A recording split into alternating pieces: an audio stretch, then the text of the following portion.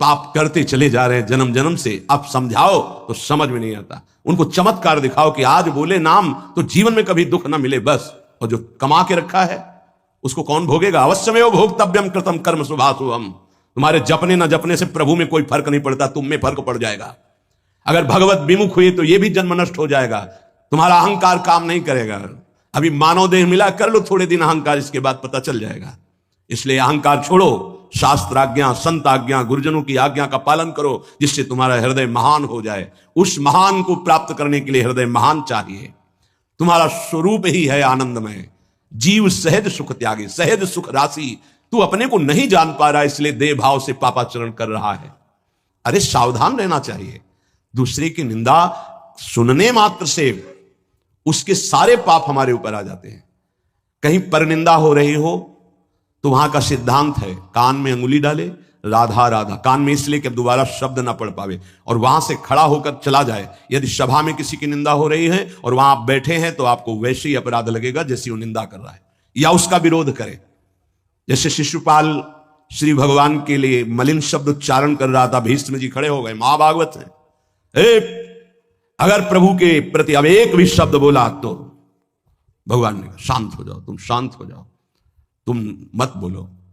कुछ राजा शिशुपाल के पक्ष के थे, आवेश में भीष्म जी आ गए। अगर श्री कृष्ण को कोई एक शब्द भी बोले, मेरे आराध्य देव, पूरी सभा के ऊपर पैर रखता हूं। अर्थात हर वीर को ये मैं कह रहा हूं कि अगर श्री कृष्ण के विपक्ष में कोई बोला तो मैं रौंद दूंगा। केवल मैं भक्त ही नहीं हूं, मैं महाबली हूं। त्रिभुवन में कोई ऐसा जोड़ नहीं जो भीष्म अपने स्वरूप में आ जाए और फिर उसे। वही भीष्म जी जब अधर्म के पक्ष में खड़े हो गए, पांडवों के विपक्ष में, वही भगवान पांडवों के पक्ष में तो दंड मिला, 6 महीना बाणों की शैया पर पड़े रहे। अधर्म के कारण परास्त हुए। ऐसे महावीर महाभागवत को कोई परास्त कर सके असंभव। परम पावन गंगा जी के गर्भ में रहे, जिन गंगा जी का एक बूंद भी अगर शरीर छूटते समय चला जाए तो परम पद मिलता है, उनके गर्भ में रहे। अगर अधर्म का पक्ष ले लिया गया, अधर्म हो रहा है, सभा में बैठे हैं, तो उसी समय तेज नष्ट हो जाएगा, पुण्य नष्ट हो जाएगा, पाप का भागी बनेगा। जैसे भीष्म जैसे महापुरुष को भी बनना पड़ा। सभा में उधर ही बैठे और वहीं ही महाभागवतों की निंदा और अपमान हो रहा है। खड़े होकर चले जाना चाहिए, जैसे विदुर जी खड़े हुए और छोड़ दिया, आज के बाद तेरा अन्न नहीं पाएंगे दुर्योधन, इस सभा में नहीं आएंगे। जिस सभा में धर्मात्माओं की निंदा हो, उस सभा का त्याग कर दे। एकांत फूस की झोपड़ी बनाकर रहना पसंद, भिक्षा मांग के खाना पसंद, अधर्मियों का अन्न नहीं, अधर्म सभा का सेवन नहीं। तो भगवान विदुरानी जी के घर गए थे। पर निंदा सुनि श्रवण मलिन, बचाना चाहिए श्रवण इंद्री को। जहां किसी की निंदा हो, अब तो शौक है इस बात का, निंदा करने का और सुनने का एक व्यसन है। अपने को बड़ा अच्छा साधक मान लेना, दूसरे को हे मानकर उनकी निंदा करना, ये क्या कर रहे हो? अपने जीवन को गर्त में गिरा रहे हो। पर निंदा के केते आवत नहीं कछु हाथ, मूर्ख पर्वत पाप को ले चल अपने साथ। बचन दोष पर गाए, दूसरों के विषय की चर्चा करने का समय कैसे मिलता है लोगों को? नाम जप करो, अपने विषय में सोचो, तुम्हारा मंगल कैसे होगा, तुम निष्पाप कैसे होगे, तुम्हारे दुखों की निवृत्ति कैसे होगी, तुम अपने कर्तव्य का पालन कैसे करोगे, तुम्हारा धर्म क्या है, इस विषय में सोचो। दूसरों के विषय में बोलने की हमारे पास समय वृत्ति कैसे है? ना तो वृत्ति होनी चाहिए ना समय। पर निंदा सुनकर श्रवणेंद्री मलिन हो गई और पर निंदा करके वचन मलिन हो गए, और अपने प्रभु से विमुख होकर, हरि से विमुख होकर सब अपवित्र हो गया। शरीर अपवित्र, इंद्रियां अपवित्र, हृदय अपवित्र, स्वभाव अपवित्र।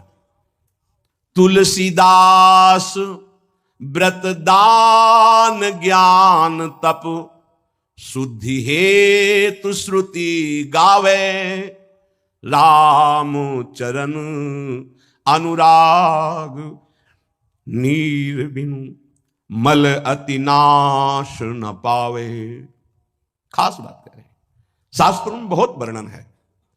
पाप नाश के बहुत से उपाय हैं, बड़े बड़े व्रत, कृच्छ चंद्रायण आदि व्रत, उपवास करने से कुछ पाप क्षीण होते हैं, लेकिन पाप प्रवृत्ति का नाश नहीं होता। शास्त्र ज्ञान भी पाप निवृत्ति का उपाय है, तपस्या भी, बड़े उपाय शास्त्रों में वर्णन किए पाप नष्ट का।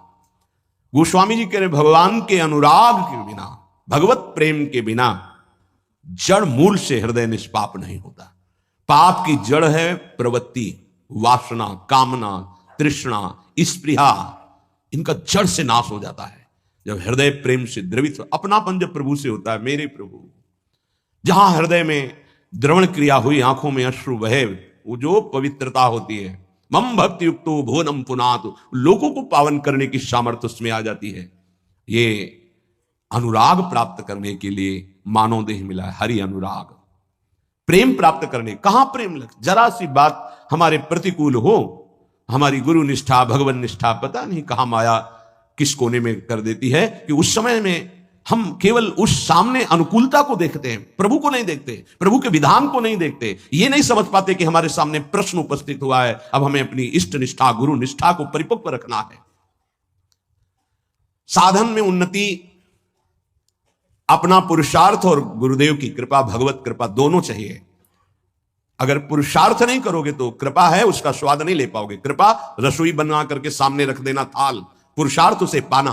पूज्यपाद श्री उड़िया बाबा जी महाराज कहते हैं, साधक का प्रयास और भगवान गुरुदेव की कृपा, ये दोनों सिद्धावस्था की प्राप्ति में अत्यंत आवश्यक हैं। कायर बन के हाथ पे हाथ रख के बैठ जाए कि वो कृपा से सब हो जाएगा, ये कायरता कृपा नहीं सिखाती, ये कायरता है। पुरुषार्थ जितना हम में अध्यात्म बल है उसके अनुसार हम चलने, बकाया सब कृपा से हो जाएगा, पक्का हो जाएगा। मन क्रम वचन छाणी चतुराई और भजत कृपा करिहे रघुराई। मन से, वचन से, कर्म से ये चतुरता छोड़ो, अब सब कृपा से हो जाएगा। तो तुम प्रमाद करो और तुम्हारे ऊपर कृपा का प्रभाव जागृत हो जाए, ऐसा कभी नहीं देखा गया। जितना आप में सामर्थ्य मिली उसको लगाओ, शेष चिंता मत करो, कृपा पूरी कर देगी, पर आपको लगना होगा। साधक का पुरुषार्थ, निज चेष्टा और भगवत गुरु कृपा यह सिद्धावस्था को प्राप्त कराती है। साधक का पुरुषार्थ अगर नहीं लगेगा तो विपरीत दिशा में चला जाएगा, असाधन बनने लगेगा। उपासक गुरु को कभी मनुष्य न समझे, भगवत विग्रह को कभी धातु का न देखे कि पत्थर की मूर्ति है कि अष्ट धातु की है कि काहे, ऐसा कभी प्रश्न न करे। इष्ट देव का अवतार होता है अर्चा विग्रह रूप में, अर्चावतार। दो प्रकार से प्राण प्रतिष्ठा होती है, एक होती मंत्रों के द्वारा और एक होती भाव के द्वारा। निरंतर जो मंत्राकार वृत्ति की हुई, भजन में डूबे हुए महापुरुष जब तदात्म वृत्ति से श्री विग्रह की तरफ देख ले, उसी समय हलचल पैदा हो जाएगी, प्राण प्रतिष्ठा हो गई। छाती से लगा लिया, प्राण प्रतिष्ठा हो गई। मंत्रों का एक अनुष्ठान वैदिक सिद्धांत से और एक है भाव सिद्धांत। धन्ना जाट के भांग के बट्टा में कोई प्राण प्रतिष्ठा मंत्र से नहीं हुई, भाव से भगवान प्रकट हो गए थे। सिलपिल्ले बाई के भाव से भगवान प्रकट। जब हम अपने प्रभु को अपने प्रभु की भावना से, प्यार से देखते हैं तो वहीं प्रकट हो जाते हैं। जैसे खंभा फोड़कर नरसिंह भगवान प्रकट हो गए प्रहलाद जी के लिए, भाव से देखा। नामदेव जी ने तो कुत्ते से भगवान प्रकट हो गए, भाव से देखा, भूत से भगवान प्रकट हो गए। तो फिर श्री विग्रह में भगवान नहीं प्रकट हो जाएंगे जब भक्त भाव से देखेगा। और भाव ना हो तो भगवान में भी भगवान नहीं दिखते। दुर्योधन को कहां दिखते थे? दुर्योधन, दुशासन, इनको नहीं दिखते थे, भगवान में भी भगवान नहीं दिखते। गुरु को मनुष्य समझना, भगवत विग्रह को धातु या पाषाण का समझना, गुरु मंत्र को साधारण शब्द समझना, चरणोदक को सामान्य जल मानना, भगवत प्रसाद को भोजन मानना, अन्न मानना, साधु की जाति पर दृष्टि रखना, ये उपासक को सावधानी पूर्वक त्याग कर देना चाहिए। ये उपासना के बड़े विघ्न हैं। यदि ऐसा भाव बना रहेगा तो उपासना सिद्ध नहीं होगी। कभी कभी चूक हो जाती है। प्रसाद में अन्न या फल दृष्टि नहीं रखी जाती, सिर्फ प्रसाद। और वैष्णव पद्धति है, प्रसाद का किनका मुख में अगर डाल लिया जाए तो कोई भी व्रत भंग नहीं होता, चाहे निर्जला ही क्यों ना हो। भगवत प्रसाद में यह भाव नहीं रखा जाता कि ये अन्न है या अमुक वस्तु है, नहीं। प्रसाद में यदि भोजन अन्न वस्तु, आज अन्न है तो कल प्रसाद कैसे हो जाएगा? प्रसाद तो सिर्फ प्रसाद है और उसका किनका डालने से हर व्रत की पूर्णता होती है। चरणामृत, जैसे जो लोग नहीं जानते, वो जब बटता है तो बोले थोड़ा जल हमको भी दे दीजिए। जल नहीं है, चरणामृत है। चरणामृत को जल समझना, प्रभु के सामने जाकर के पूछना, ये मूर्ति काहे की है? पत्थर की है, संगमरमर की है, ये धातु की है, बड़ा अपराध कर रहे हो, ऐसा कभी प्रभु के श्री विग्रह के सामने नहीं।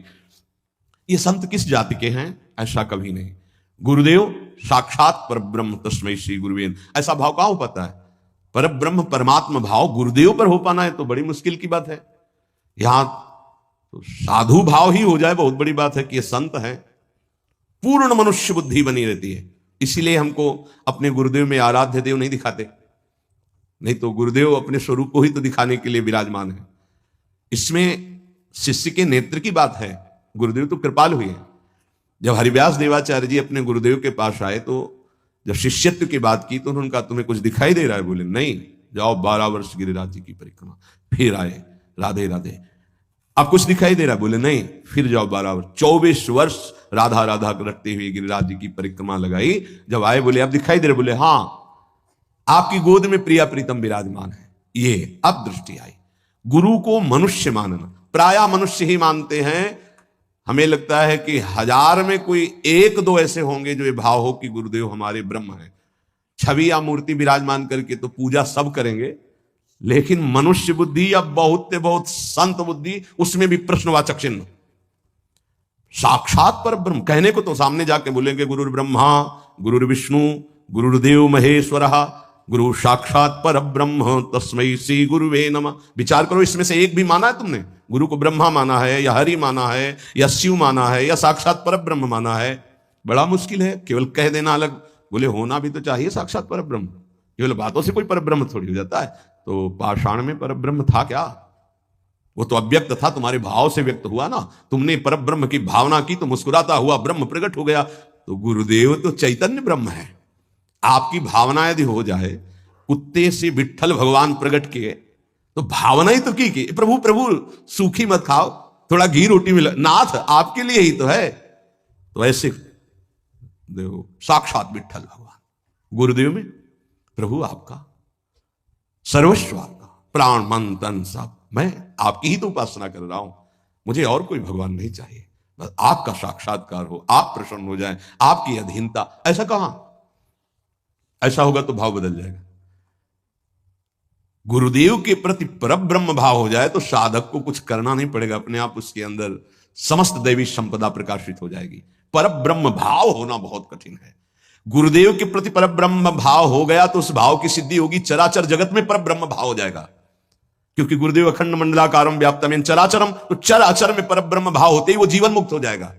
बहुत कठिन बात है। इसलिए उपासक इस भाव को सिद्ध करे। गुरुदेव साक्षात परब्रह्म, भगवद विग्रह साक्षात मेरे इष्ट देव, चरणोदक अहो भाग्य जो हमें चरणामृत पीने को मिल रहा है, कोई जल नहीं। और गुरुदेव का मंत्र, ये कोई शब्द नहीं है, साक्षात इष्ट देव मिल गए, मुझे मंत्र मिल गया तो। पर ऐसी बुद्धि कहां है? पड़ा है एक कोने में हृदय में मंत्र, उसका बार बार स्मरण नहीं, बार बार दुलार प्यार नहीं मंत्र का। आप देखो मंत्र को कितना प्यार करते हैं आप। मंत्र का प्यार है बार बार स्मरण करना, दुलार करना, तो उसी का जागरण होगा। तो वही प्रिया प्रीतम निकुंज सब उसी में छुपा है। ये जो मंत्र है ना, इसमें सब कुछ छुपा है। मंत्र की ही व्याख्या चतुरासी जी है, निज मंत्र की व्याख्या चतुरासी जी है। चतुरासी जी की व्याख्या 42 लीला और वृंदावन दास चाचा जितने भी पद गाए सब चतुरासी जी की व्याख्या है। और 84 जी निज मंत्र की व्याख्या है। ये अंदर की बात समझ। मंत्र मिला मतलब पूरे निकुंज की चाबी मिल गई। बीज मंत्र इसी को कहे, इसी से पूरा निकुंज रूपी वृक्ष प्रकाशित हो जाएगा। इष्ट देव में, गुरुदेव में जितना तुम्हारे भाव की कमी रहेगी उतना ही उपासना असफल रहेगी।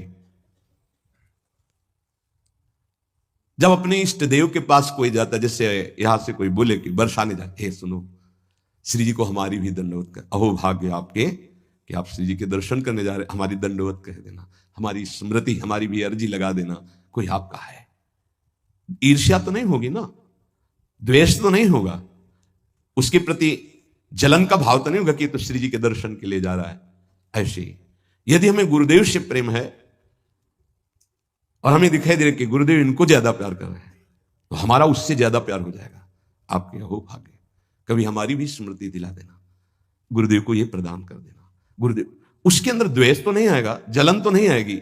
जब मनुष्य बुद्धि होगी तब जलन होने लगेगी, तब ईर्ष्या जागृत हो जाएगी। नापना चाहिए अपने हृदय में कि गुरुदेव के प्रति मनुष्य बुद्धि का लक्षण है, साधु बुद्धि का लक्षण है, या साक्षात पर ब्रह्म का लक्षण है।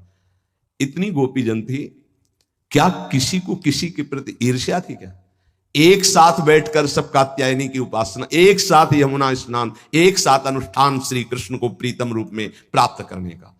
ऐसे सहस्त्रों उपासक, सही पूछो तो इतना भी अंतर नहीं, सबके प्रति प्रभु का समान प्यार है, गुरुदेव का, प्रभु का। पर जो जितना प्रभु मानेगा, जितना अपनापन करेगा, वो दूर रहकर भी अनुभव करेगा कि गुरुदेव का, इष्ट देव का हमारे प्रति सबसे अधिक प्यार है। यह सबको अनुभव होगा। यदि आप पवित्र हृदय से, भगवत भाव से, तो आपको यह अनुभव होगा कि देखो, देखें या ना देखें, बोले या ना बोले, मिले या ना मिले, मेरा हृदय कहता है कि गुरुदेव, इष्ट देव सबसे ज्यादा मुझे प्यार करते हैं। ये भगवत भाव में रहता है।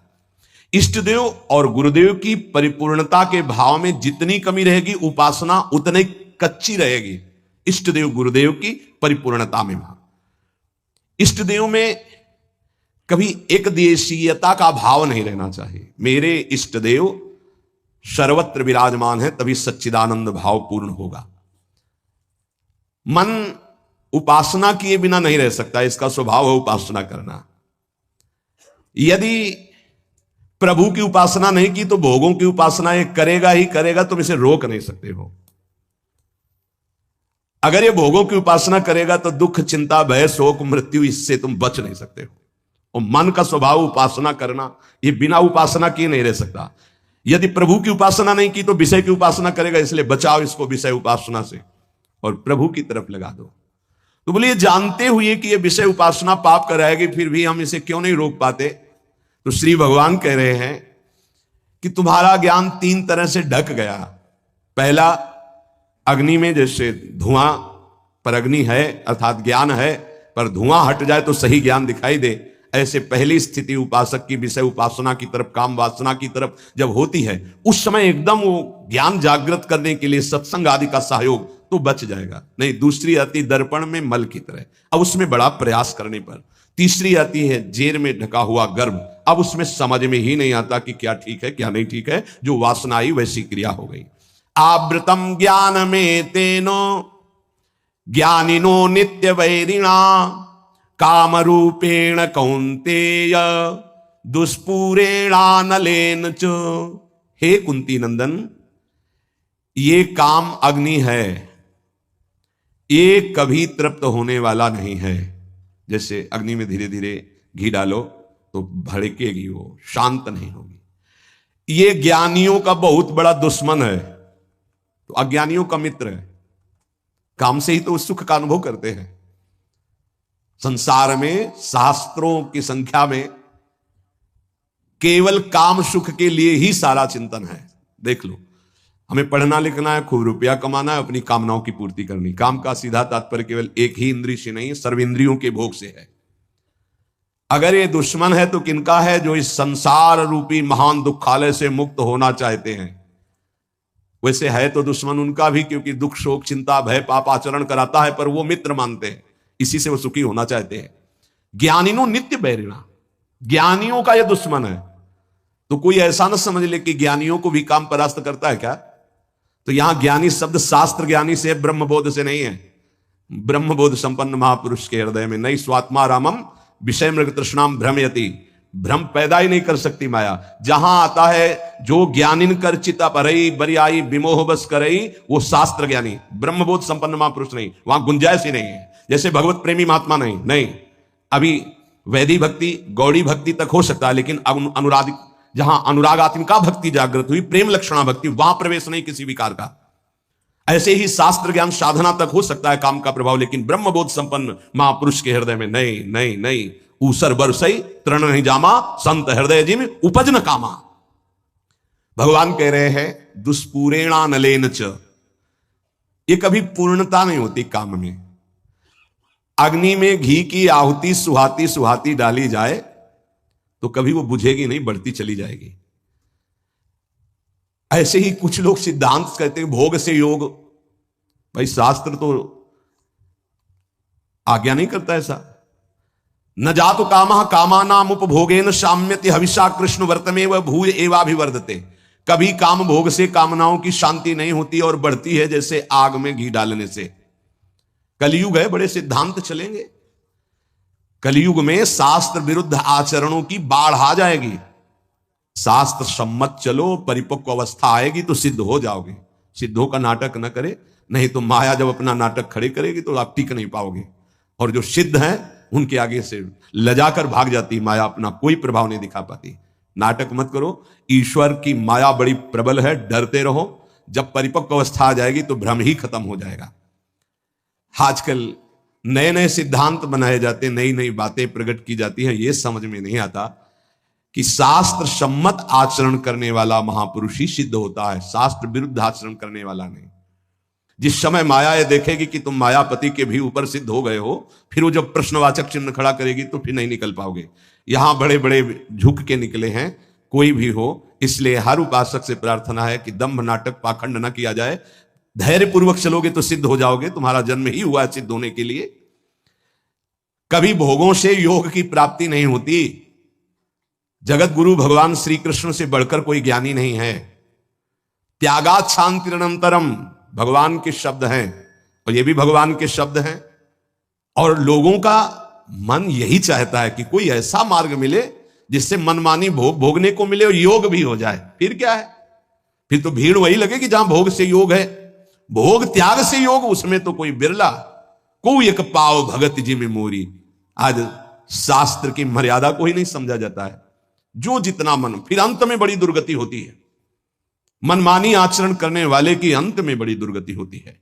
इसलिए सावधान, तस्मात् शास्त्रम प्रमाण। आज तक ऐसा कोई सिद्ध महापुरुष नहीं हुआ जो शास्त्र मर्यादा के विपरीत आचरण सिद्ध होकर करता हो।